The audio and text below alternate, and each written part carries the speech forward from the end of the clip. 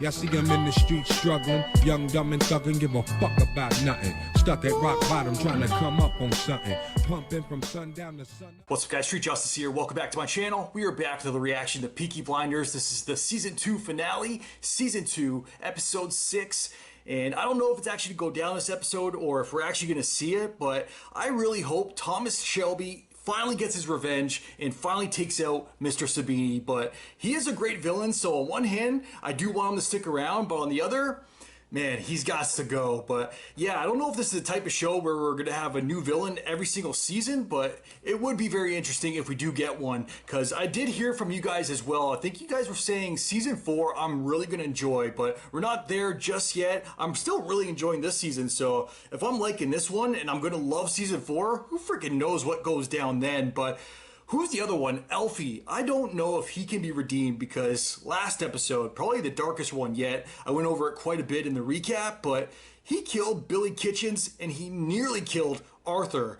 So I don't know if there's any coming back from that. I kind of hope he sticks around though too, because Tom Hardy's the man and he's doing an awesome job in the role. But speaking of the last episode, which I did say was a little bit dark, almost too dark for me. I hated seeing that stuff with Paulie, but I woke up yesterday, I did see an email from YouTube.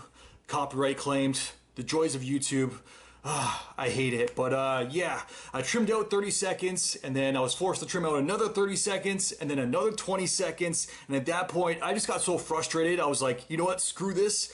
I'm disputing this. So it was my first time ever disputing it. I think it's currently taken down at the moment. So yeah, I wrote a huge paragraph basically saying I did my part. It's well under fair use. So whenever that gets rejected, I'll just make sure I re-upload it with most likely just a shortened version. It's kind of going to suck, but hey, at least it will be there for those that didn't get a chance to see it. And for the full reaction, I guess that's another good segue. The link to my Patreon is down in the description below. If you guys are already subscribed to the channel, now's a very good time to click that button down below. Smash that like button while you're there. With that said, let's jump right in. Let's check it out. Let's go. My name is Thomas Shelby, and today I'm going to kill a man. Yes. The odds are not good, which is why I'm writing this letter. And in the event of my own death, I want the following facts to be known. They're definitely going to take a shot at him too. You just know it. Involvement. The agent who has initiated and orchestrated this crime is Major Chester Campbell of the British Secret Intelligence Service. If you're reading this, then I am dead already. Yours sincerely, Thomas Shelby. Thomas motherfucking Shelby. Sit down here for a minute. This could be like a final goodbye. Ada, if anything happens to me today... Look, Tommy, whatever it is you're involved in, just tell us. We love you, Tom. Ready? What the bloody hell's going on? Little errand. What errand? Let's go, come on. James, what's going on? He's actually working with this kid, Don't listen to eh? him, James. He'll get you killed. Ooh. I like this one. One at a time, that's all I ask. You're getting out, Mr. Shelby. Yes. For the next 10 minutes, you don't do or say anything I haven't told you. All right? Just you, yeah? Who stays out here? You stay here.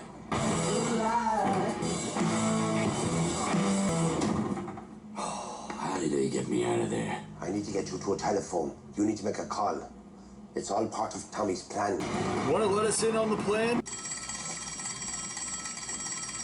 That'll probably be for you, won't it? Hello? Arthur? You out?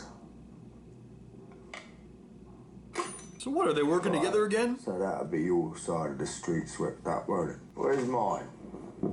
What you got for me? Signed by the Minister of the Empire himself. Yeah? Yeah. There is one thing, though, that we do need to discuss here, that 100% of your business goes to me. 100? That's funny. That is. What? Nah, that's funny. I'll give you 100% of my business. Yeah. Fuck off. Why? So all you have to do is sign a fucking contract. Get on with it. Well, I have an associate waiting for me at the door. You know, he looks like a choir boy, but he is actually an anarchist from Kentish Town. Tommy, I'm going to fucking shoot you. I stopped to tie my shoelace, and while I was doing it, I laid a hand grenade on one of your barrels. If I don't walk out that door with a stroke of 7, he's trigger the grenade, and I don't care. Because I'm already dead. They're like playing chicken right now.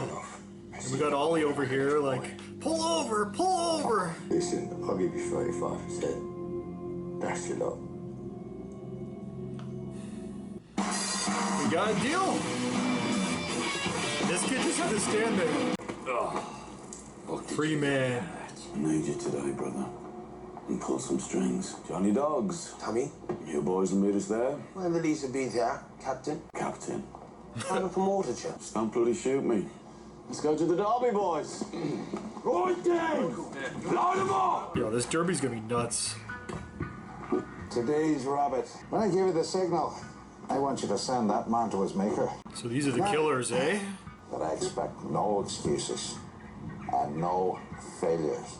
Gentlemen, today we are not fucking about. Today you won't get lifted. Because today there will be no coppers around to lift you. Now while the coppers are busy with me, you will make your move onto being his pitches. You confiscate his takings, you destroy his licenses, and you do it at gunpoint. Alright, before the fun begins, you can all late send Bob and nom de guerre. I hear she's gonna win. I hope we don't lose What are you anyone. gonna do that's gonna make every copper at the derby look the other way? Trust me, brother. He's always got a plan, but he never tells anybody the plan. I really wish I knew his full plan. I have to talk to you. I'm pregnant. The baby's yours. What? Make your husband believe that it is. Is that what you want me to do? Right. I seriously have things to do. Just talk later. With that, Tommy. Go away, Grace. Because the thing is, I love you, not him. Yeah, no shit, Sherlock. Go to your rest. Where will you be? I'll be waiting. What do you think About what? about the dress? I'll do 2 buttons. Come. Undo 2 buttons. Oh, is he trading her? What's the work you want me to do here today, Tommy? There's a man here, and I need him separated from the crowd and taken to a quiet place. A quiet place. I don't like that he's asking her to do this. I've drawn a map, right? And where exactly you need to take him. I feel bad for her. Just keep him busy. Have the place marked with an X. And I'll get to you before it can start, I promise. Who is he? You're right. Soldier. Just be along with him at 3 when the race starts, and I'll do the rest. I feel like something's gonna happen. He's not gonna be there. Please be there, Tommy. Please be there. Everyone leaves the scene except for these 2. That was amazing.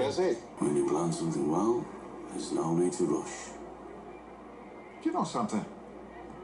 I actually trust you to do this. Do you think there might be some measure of respect developing between us? Personally, I think not. I think not. I think not. I know what you did to Polly. I know what happened to Michael in jail. Goosebumps. Today, They're coming. it'll be me, Dad, or you. But whoever it is, he'll wake up in hell tomorrow. Ooh. Take it slow. Someone. This area's closed off. Fuck, I knew it. This way after the race. This area is secure. You have to go around. Fuck off!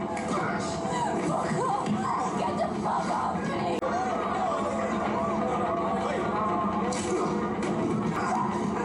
What's up? No! Lizzie, don't do it. His eye!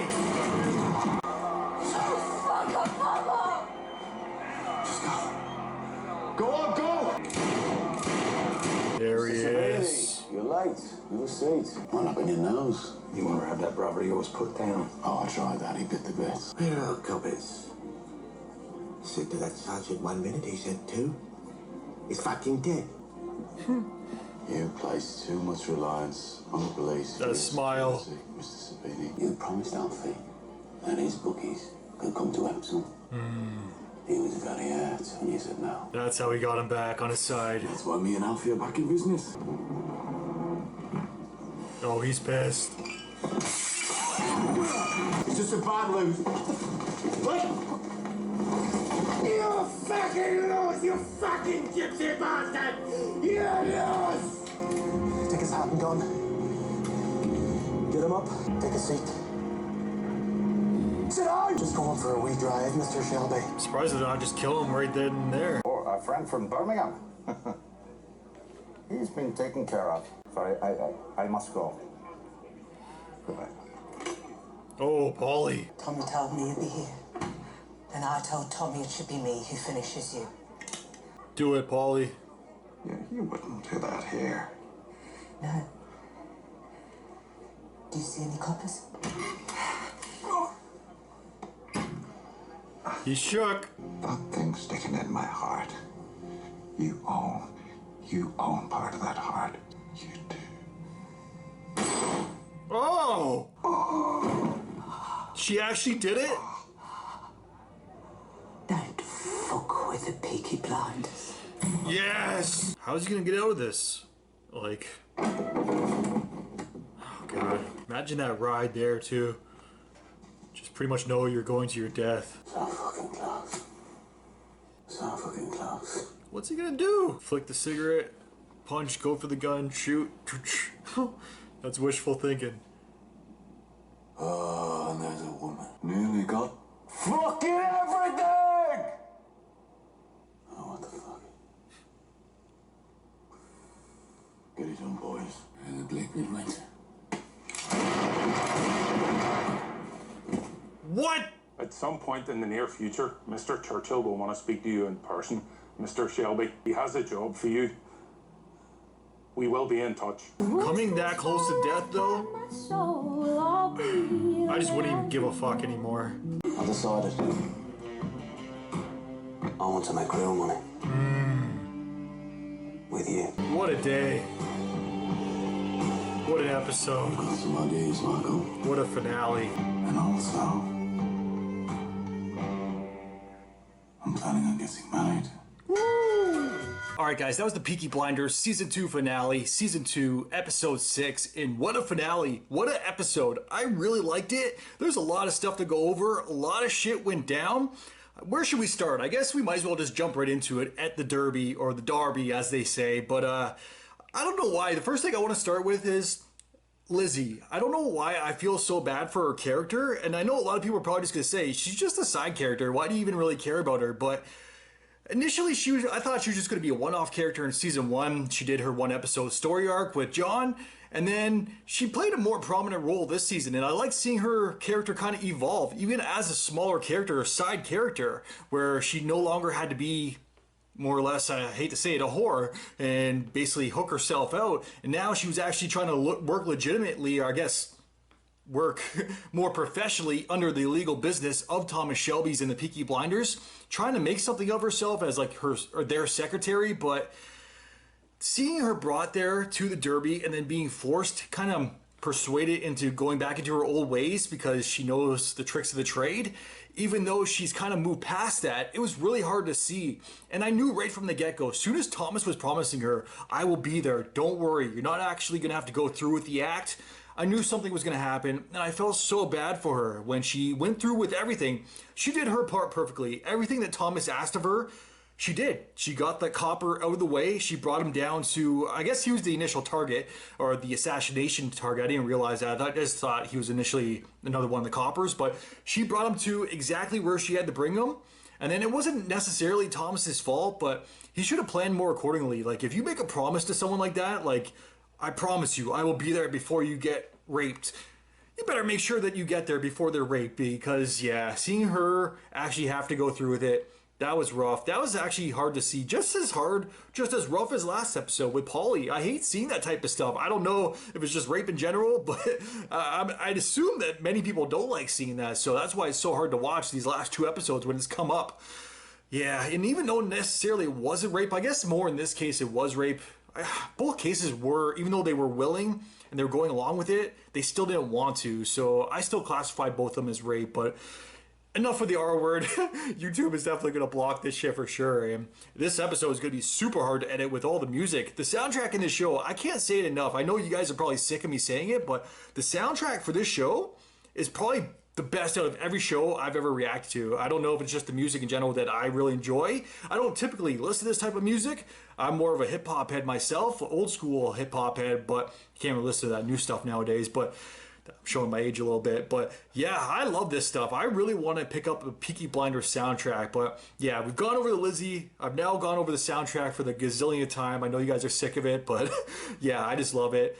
Thomas Shelby, though, we might as well finally get to that. He almost died this episode. Obviously, I'm not stupid. He's the star of the show. He's not actually going to die. Who knows the final season? I don't know how it's going to play out then. When the show is over with, they don't really have to keep the character around, anymore, So, yeah, I knew he wasn't going to die, but at the same time, I had no freaking clue how he was going to get himself out of that situation, and it was pure luck. He necessarily didn't do anything to get himself out of that situation. He was basically going to be a dead man. I'm sure he prepared himself for it as much as you possibly can during that ride over there to his grave, and he basically came to terms with it. He even said, all right, boys, get her done with. And then that one guy turned on the other two. You'd think he would have done it a little bit sooner. Like, why make Thomas wait until the very last moment before jumping in there and then saving his life? Even Thomas, as he was walking away, he kind of broke down a little bit, and that's one of the first or few times that he actually showed his emotion. Yeah, he's had some, rage outburst before, but that's the first time where he damn near broke down, because I think he finally realized how close he came to his death. Even when he was shouting it, right before being killed, he's like, I was so fucking close, I nearly had everything. I completely understand where he's coming from. He planned so much, there's only so much that can go your way before it all goes to shit. And that's clearly what almost happened to him this episode. And everything was going down at once. I haven't gone over some of the other stuff, like Grace saying that she's pregnant with his child. That's freaking crazy. And I don't know where his head is at anymore in terms of Grace and May. I don't know. Maybe he's just as confused as I am, because he doesn't really seem to be willing to commit to either one of them right now, which I know we discussed it a little bit with Major Campbell this episode, where he brought up their previous conversation where Major Campbell had said to him that we're not capable of being loved. But yeah, I don't know where any of their heads are at. Grace, May, well, I know where May's head is at.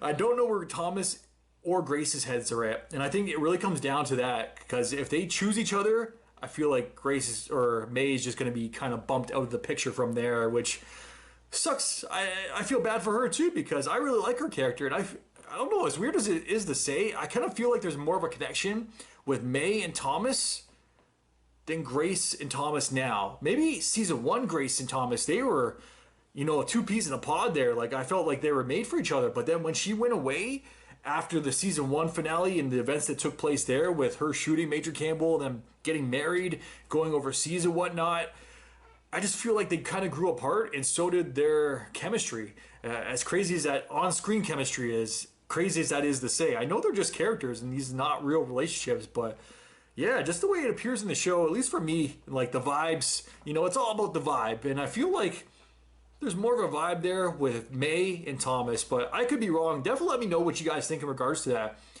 Obviously, you guys know how it plays out, but as of right now in this moment when you're watching the show, who did you feel is better suited for Thomas? Or maybe neither. Maybe he doesn't deserve either of them, but I don't know. But it's kind of like what May was saying this episode too, where she understands Grace. They both just want to feel alive, and I feel like even though they know he's not necessarily a good guy in terms of what he does in his day-to-day life and day-to-day activities, it just makes them feel alive. And I get that. Sometimes breaking the rules and being a little bit bad is kind of good for the soul. So yeah, I completely understand that. But yeah, it's definitely a tricky situation. It's definitely rough.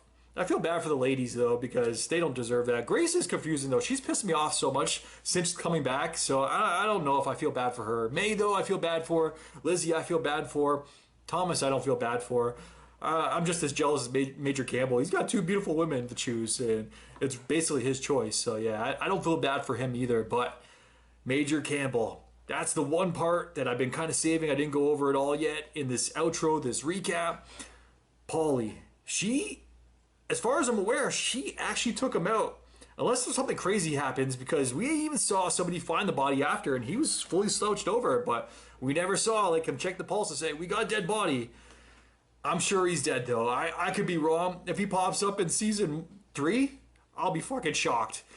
But I'm pretty sure he's dead. So I'm just going to go with him being dead right now. Is that the end of Major Campbell? I thought he was a major part of this series.